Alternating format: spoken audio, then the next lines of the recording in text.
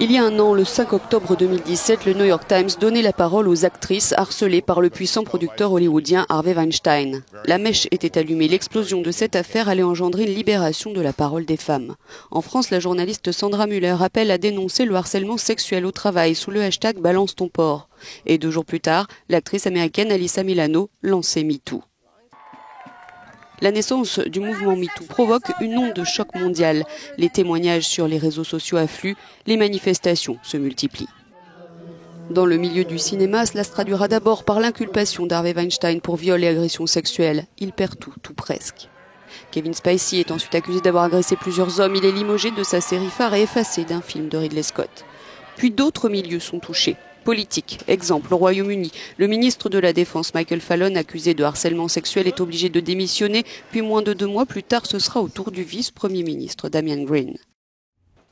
Dans le milieu des Nobel, le scandale et la condamnation du mari d'une académicienne, le français Jean-Claude Arnault, à 2 ans de prison, fait imploser l'Académie suédoise. Résultat, pas de prix Nobel de littérature cette année. Cela n'était pas arrivé depuis 50 ans. Le monde du sport n'a pas été épargné non plus avec les accusations récentes contre Ronaldo. Et même la sphère religieuse est touchée. Aucun milieu n'échappe à cette vague massive de révélations des femmes qui remet en cause la domination masculine dans nos sociétés.